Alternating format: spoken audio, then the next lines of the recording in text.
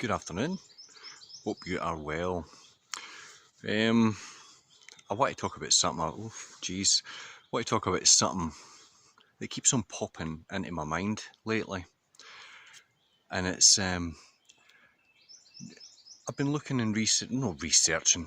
I've been entertaining myself by hearing people's understanding how the past civilizations and stuff used to be, all that Tartaria stuff, all the kind of ancient Egyptian stuff, all that stuff for entertainment, and I like that. I enjoy hearing these people's perception of how life used to be in the past.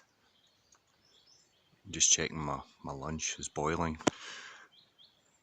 This is pre-lunch part of the video, and I've just realised that my army ration Thai coconut rice is 2 years past its best before date.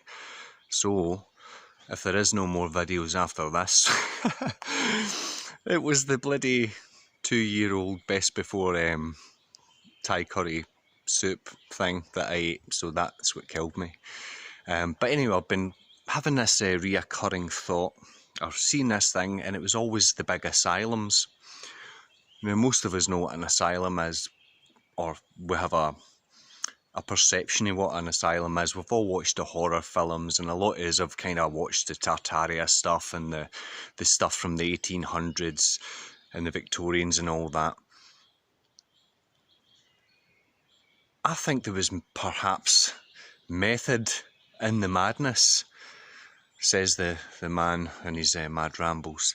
But I think I get why they made so many asylums living in the world in which we live. So I'm going to quickly have my soup and a wee coffee, and then we'll get back to talking about it. Bring back the asylums, the ramblings of a madman, perhaps. It was a abort mission with the Thai coconut chicken brown rice. It was disgusting. It just tasted like pure death. Nothing like good in it. Probably was edible, and I had a few spoonfuls, but it just was absolutely disgusting. Another thing before I go on about the asylums, another couple of things actually. Firstly, I was thinking about the food that I eat. Now, I'm as far from one of these kind of vegan-y types and all this as you can probably get. I've shot things and ate things, and I'm a big meat eater at the moment. But then just like that horrible meal, how much life is in that steak? It may taste good, but how much life is in it? And I was saying to my oldest boy, who tends to eat a lot of rubbish, that if you want to be life, you must consume life. If you want to consume death, you'll become death. So I'm trying to eat a bit more living things, fruits and vegetables and fresh stuff. Not I'm kicking back on the monster big time as well. But anyway, that was one of the things. The other thing was, I was after trying my lunch, I decided, you know what, I'm just going to have a coffee and enjoy a cigar and lay in my hammock and swing for 5 or 10 minutes. And as I was doing it, I was watching just right up there was this wee spider climbing up its web, and I thought, that's fascinating. That wee guy is actually making that web and climbing up it. And another conversation I had with my oldest boy the other day, we were talking about materialism and things. And I said, with all the clever scientists and all the kind of technology and stuff that we have today, none of these clever guys, none of these academics and these quantum this and that's, oh, my water's boiling for another coffee. None of these guys can make something as fascinating as the human eye. Let's say you take a camera, for example. My camera's all blurry now for whatever reason. It's probably like 0.5 megapixel. It's low techno or old technology, but impressive nonetheless. But nowhere near as impressive as a human eye or a human body and stuff. So I was trying to get the message across to my son that don't be obsessed by the the imitation, which is, for example, the TV screen or the cameras or the consoles or the mobile phones and stuff. They're a distraction for you to stop you kind of marveling at how wonderful the kind of big biotic machine that you get to enjoy life in. Oh, I'm going to pour this because the steam's going everywhere. And I'm not pausing it again. So let's hope I don't scald my hand.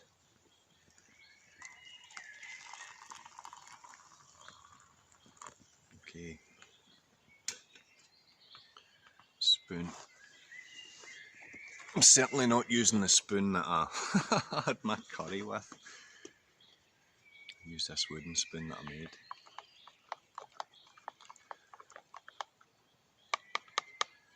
Right, apologies. But yeah, I was trying to get my son to understand that a lot of people go through life and they're obsessed with the latest fad pop culture, whether it be technology or fashion and things like all this. And it's a diversion away from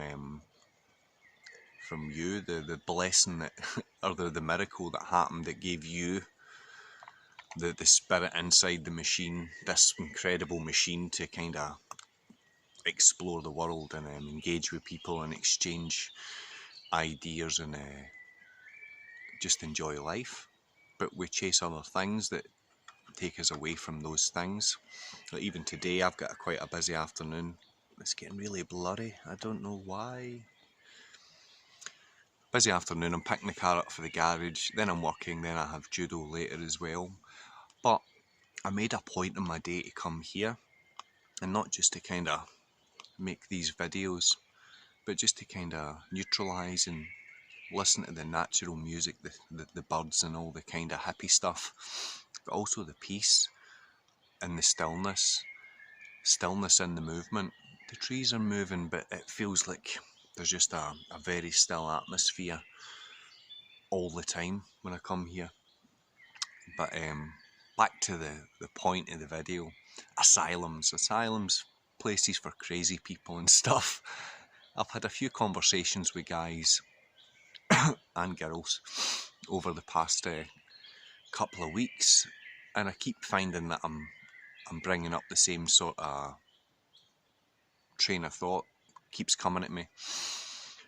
And like I was saying earlier, I've been watching a lot of stuff on Tartaria and all this pre-1800s, the old world kind of stuff, which is very, very, very, very interesting, and it's entertainment. It doesn't mean it's true. I mean, these guys are just kind of going on whatever information and evidence they have to come up with the conclusions they come up with, and some of them are quite logical, some of them are quite radical and pleasant fictions, the free energy stuff and all that. And even on the free energy, I know I'm going everywhere, but I don't care. The free energy stuff, there's all this kind of evidence and suggestion, I'll move this coffee, evidence and suggestion that kind of pre-Tesla there was means to like harness energy from the planet, from the ether, and it was free. But then the same people will show you melted buildings and destroyed cities and all this. It was perhaps a failed experiment in my view, because if they did have, and there is some logical argument pre-Tesla time that people were harnessing, especially churches and big, how would you say, extravagant buildings, they had the means to harness this natural energy from the ether. Now let's say they could, and at the time that science that they were implementing wasn't understood. They could have fucked things up beyond all belief and frazzled everything with their antiquity and all their kind of interpretation of science. And I think we're going down that road just now. I mean, look at the science now. Again, these are my thoughts and opinions, but you look at these people that believe health comes from staying at home, staying out in nature, eating takeaways, drinking alcohol, taking injections taking loads of pharmaceuticals and things, they think that that is the road to health.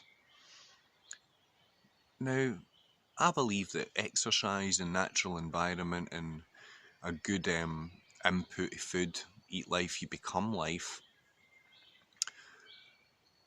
that is the road to health, and having peace away from the chaos and the madness in the world. That is the road to health.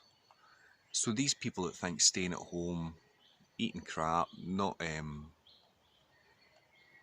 questioning it, not going out and try to lead that, or what I see as a healthy life, these people that think it comes at the end of a needle, they people are 100% insane. That is insanity.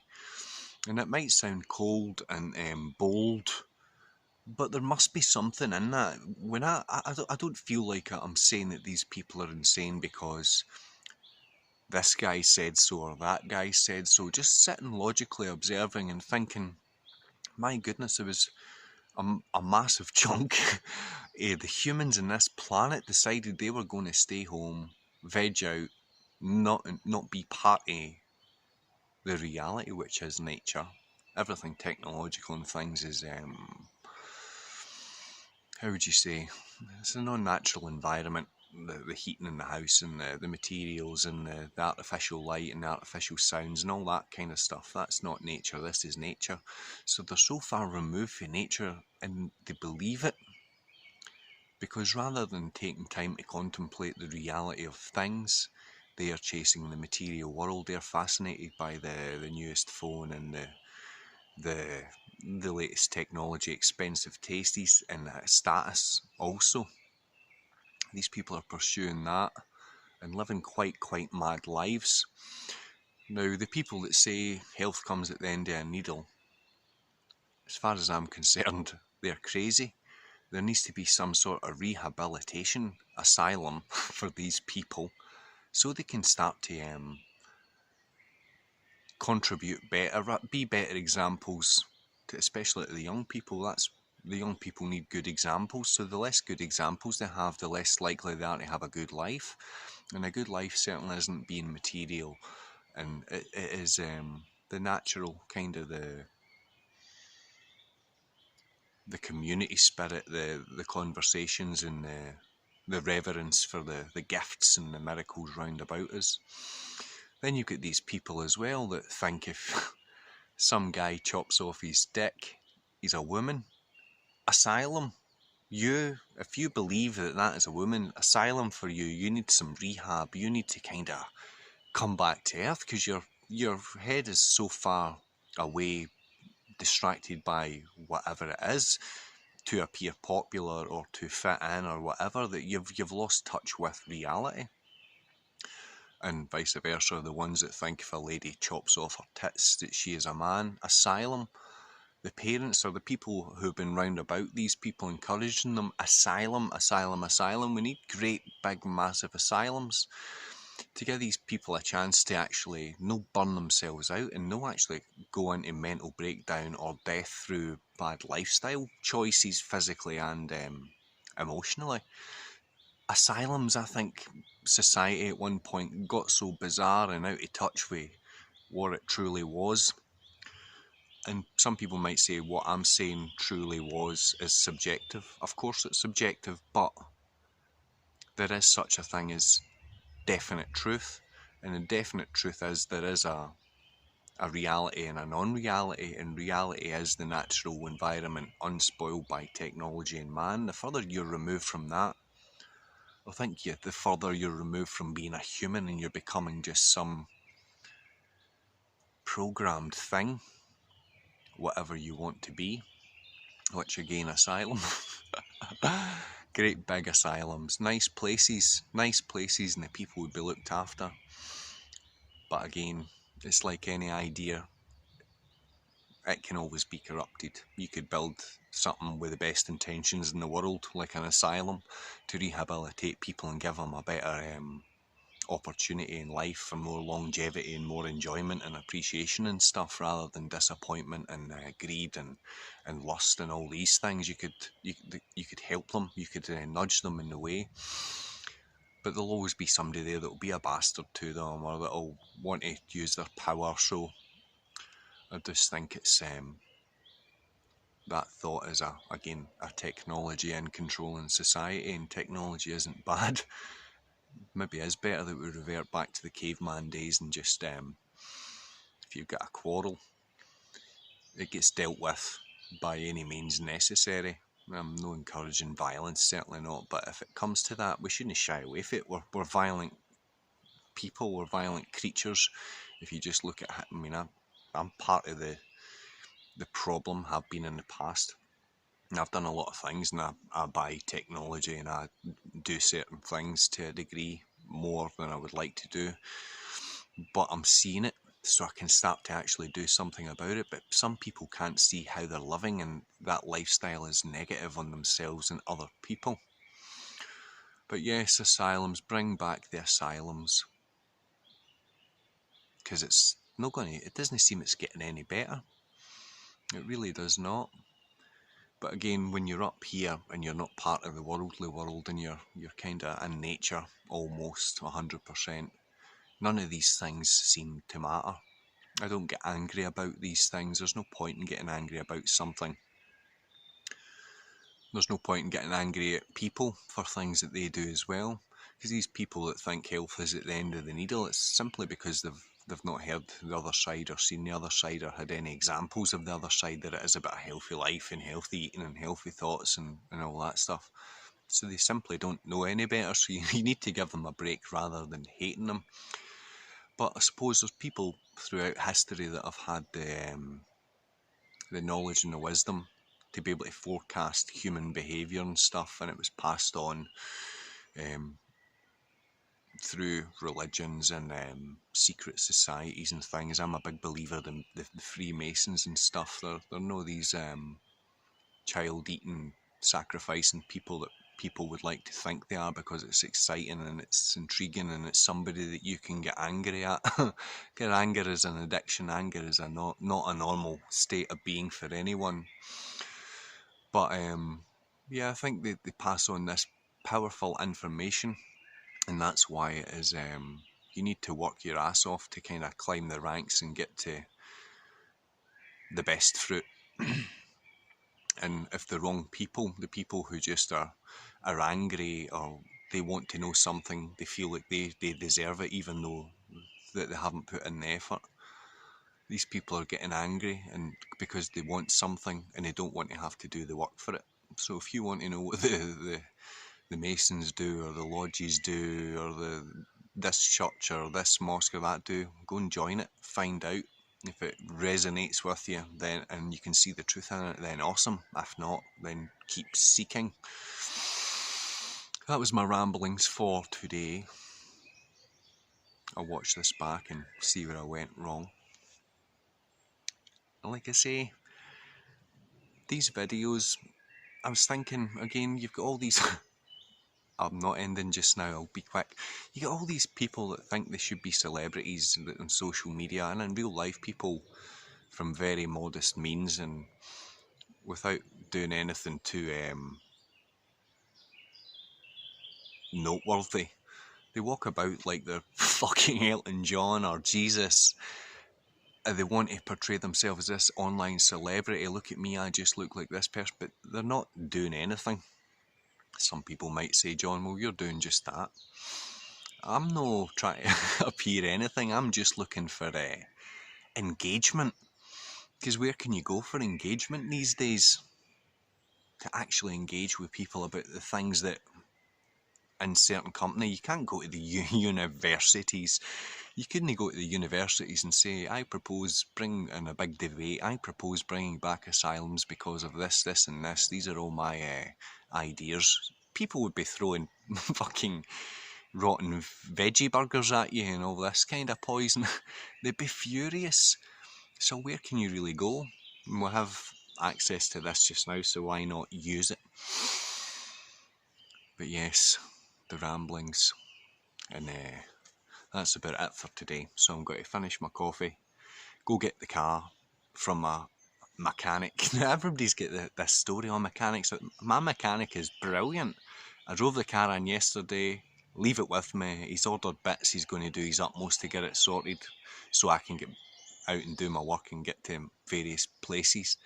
And the guy's just like, I can trust this guy, I know this guy's doing his best and stuff. And even yesterday morning, I had a bit of a revelation. One of my closest friends, a friend for years and years, I was trying to fix the problem with my car, but I had to put it into the mechanic for. And whilst I was doing this, my friend was on his lunch break from work, and he drove all the way from his work, which is a few miles away, came to see how I was doing, try to help me out before he went back to his work. And again, when I realise all these people are blessings to me, these people don't have to be that way with me, but I'm blessed to have that sort of person in my life that will help me if they can, and it's a joy, and I like to feel like I can do that. Or some people have even messaged me saying, your videos, John, have made me think about things in a different way and helped. That's my only intent for engagement, and just to put something out. And it means that I couldn't do in person. I couldn't speak to every single person that watches these videos in person. I wouldn't have the time. I wouldn't be able to have my family life and stuff. So I think it's a useful tool. And until they stop me doing it, I'll keep doing it. And it helps me. It helps me kind of envision this big map of the world and navigate my way through it quite peacefully, which I think I succeed at doing. So anyway, I hope you can do the same. I hope you are all well. Take care and God bless. Bye bye.